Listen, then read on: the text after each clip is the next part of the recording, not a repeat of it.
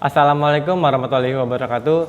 Salam sejahtera bagi kita semua dan salam pramuka. Perkenalkan, nama kakak Rizky Adi Pratama. Saya adalah Purna Dewan Ambalan tahun 2019. Di kesempatan kali ini, saya sebagai pemateri akan membawakan materi tentang sejarah kepanduan dunia dan sejarah kepramukaan di Indonesia. Pertama yaitu sejarah kepanduan dunia.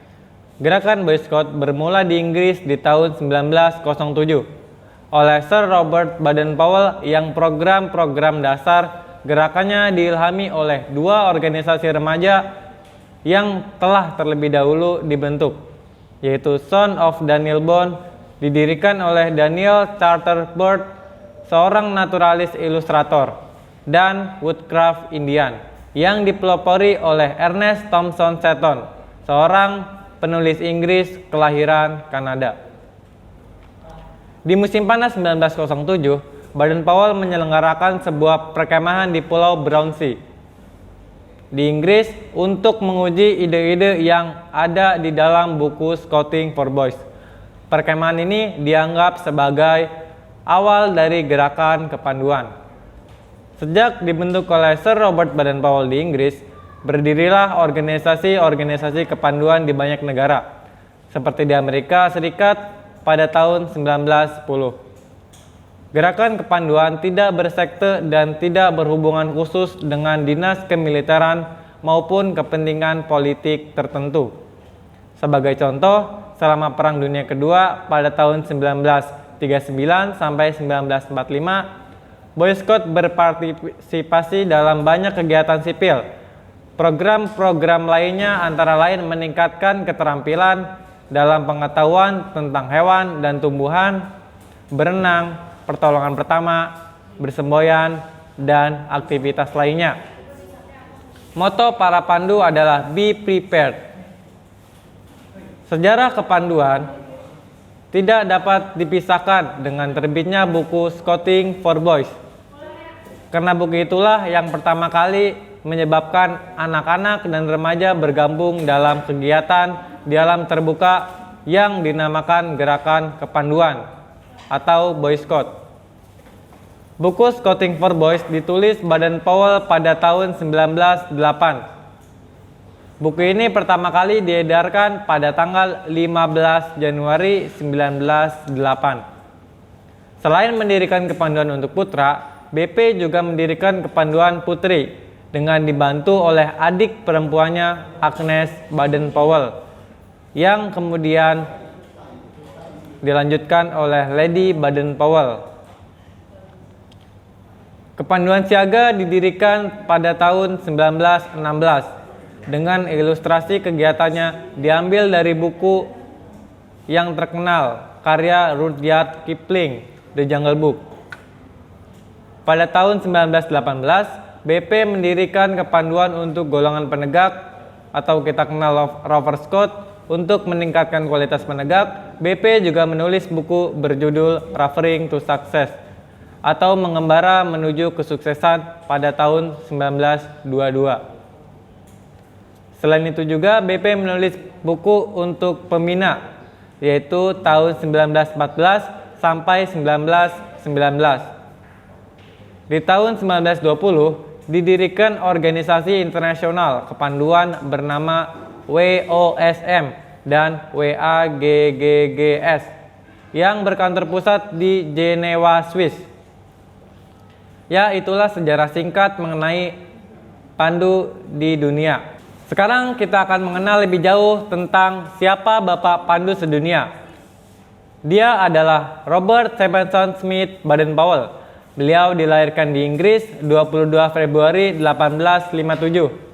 Ayah dari Baden-Powell adalah Profesor Domain Baden-Powell, seorang guru besar geometri di Universitas Oxford, Inggris. Beliau menikah dengan Miss Henrietta Grace Smith, seorang putri dari Admiral Kerajaan Inggris yang terkenal, yaitu William T. Smith. Di usia 19 tahun, Baden-Powell menamatkan sekolah di Charterhouse School. Kemudian Baden-Powell memutuskan untuk bergabung dengan dinas kemiliteran atas bantuan pamannya, Kolonel Henry Smith. Pada tahun 1910, Baden-Powell meletakkan jabatannya di Dinas Ketentaraan dengan pangkat terakhirnya adalah Letnan Jenderal. Pada tahun 1912, Baden-Powell mengadakan perjalanan keliling dunia untuk menemui para pandu di berbagai negara. Baden-Powell kemudian menikah dengan Olive St. Clair Soames atau Lady Baden-Powell pada tahun tersebut dan dikaruniai 3 orang anak, yaitu Peter, Heather, dan Betty. Setelah berkeliling dunia, termasuk mengunjungi Batavia yang sekarang kita kenal sebagai Jakarta, pada tanggal 3 Desember 1934, sepulangnya dari meninjau jambore dunia di Australia, Baden-Powell dan Lady Baden-Powell menghabiskan masa-masa akhirnya tinggal di Inggris sekitar tahun 1935 sampai 1938. Kemudian Baden-Powell kembali ke tanah yang amat dicintainya, Afrika. Dan Baden-Powell menghabiskan masa tuanya di Nyeri, Kenya. Beliau akhirnya wafat pada 8 Januari 1941 dan dengan diantar di atas kereta yang ditarik oleh para pandu yang sangat mencintainya ke tempat peristirahatan terakhir. Itu sejarah singkat tentang kehidupan siapa Bapak Pandu Sedunia. Sekarang kita menuju materi selanjutnya tentang sejarah kepramukaan di Indonesia. Kepanduan masuk ke Indonesia pada waktu itu masih Hindia Belanda karena negara kita sedang dijajah oleh Belanda. Pertama-tama dibawa oleh orang Belanda. Organisasinya bernama Nederland Indisch Padvindersvereniging, NIPV, yang artinya adalah Persatuan Pandu-Pandu Hindia Belanda. Dikarenakan cepatnya bangsa kita menerima organisasi tersebut, ini menjadi sesuatu yang membuat pemerintah kolonial Belanda menjadi cukup khawatir. Oleh karena itu, pemerintah kolonial Belanda melarang bangsa kita mengikuti kegiatan NIPV. Maka berdirilah organisasi-organisasi kepanduan yang bercirikan nasionalisme, dan organisasi kepanduan yang pertama didirikan pada tahun 1916 yaitu Javanese Padvinder Organisatie atau JPO atas pemprakarsa Sultan Pangeran Mangkunegara ke-7 di Surakarta.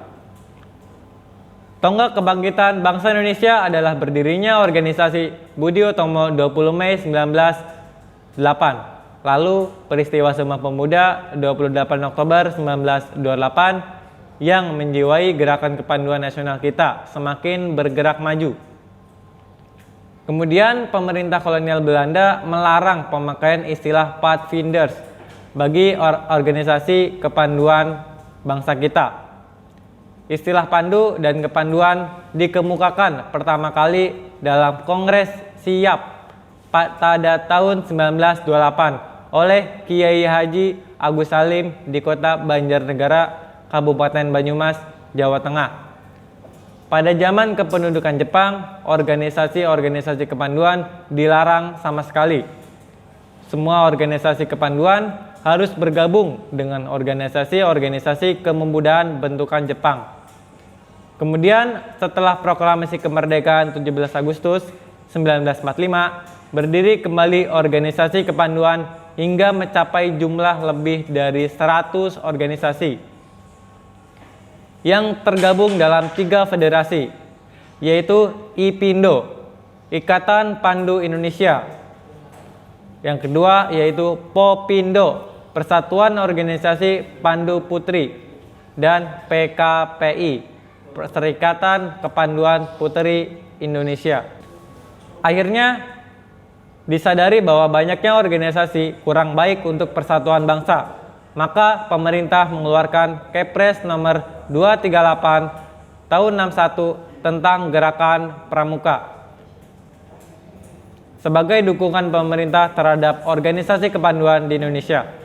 Kepres tersebut ditandatangani oleh Perdana Menteri Indonesia pada saat itu, Insinyur Haji Juanda, karena Presiden Soekarno sedang mengadakan kunjungan kenegaraan ke negara Jepang. Gerakan Pramuka adalah nama organisasi yang merupakan suatu wadah proses pendidikan kepramukaan yang ada di Indonesia.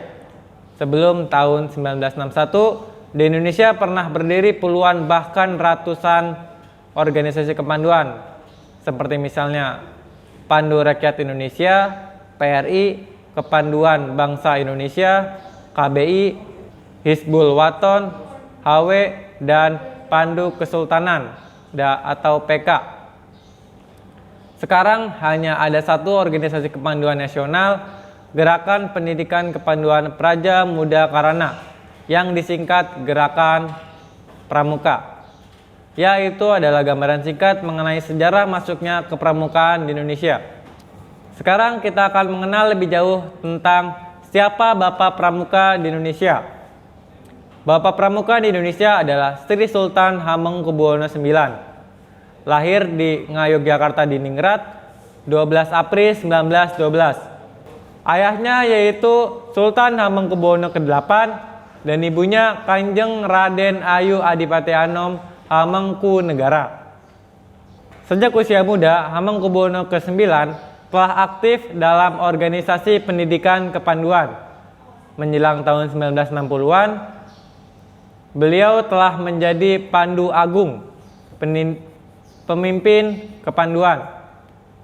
Pada tahun 1961, ketika berbagai organisasi kepanduan Indonesia berusaha disatukan dalam satu wadah, Sri Sultan Hamengkubuwono ke-9 mempunyai peran yang sangat penting di dalamnya.